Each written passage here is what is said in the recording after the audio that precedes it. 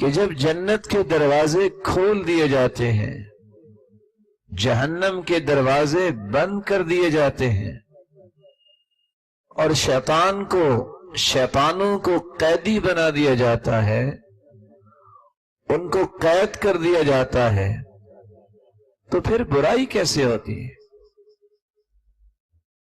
اصل بات یہ ہے، شیطان دو قسم کے ہیں، شیاطین الانس والجن۔ ابو ذر رضی اللہ تعالی عنہ فرماتے ہیں، میں مسجد میں داخل ہوا، رسول اللہ صلی اللہ علیہ وسلم مسجد میں صحابہ کے ساتھ بیٹھے ہوئے تھے اور فرما رہے تھے، تعوذوا باللہ من شیاطین الانس والجن۔ میرے صحابہ، شیطانوں کے بارے میں اللہ کی پناہ طلب کرو کہ اللہ تمہیں شیطان جو جنوں میں سے ہیں ان سے بھی آپ کو بچائے، اور انسان جو شیطان ہیں ان سے بھی بچائے۔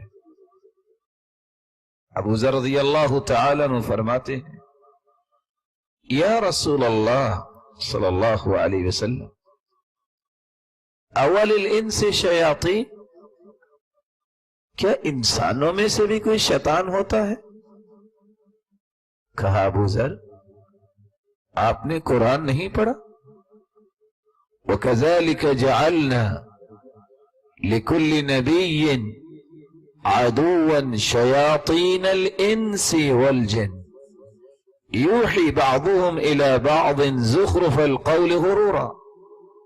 جتنے بھی انبیاء آئے ان کے سب سے پہلے دشمن انسانی شیطان بنے ہیں، اور جن شیطان بھی تھے وہ بھی دشمن بنے، اور اللہ تعالیٰ نے شیطان کو بنایا بھی جنوں میں سے، کان من الجن ففسق عن امر ربہ، شیطان جنوں میں سے تھا جس نے اللہ تعالیٰ کی نافرمانی کی، اللہ تعالیٰ کی رحمت سے دھتکارا گیا، اور رہتی دنیا تک، قیامت تک اس پر اللہ تعالیٰ کی لعنت برستی رہے گی اور پھٹکار برستی رہے گی۔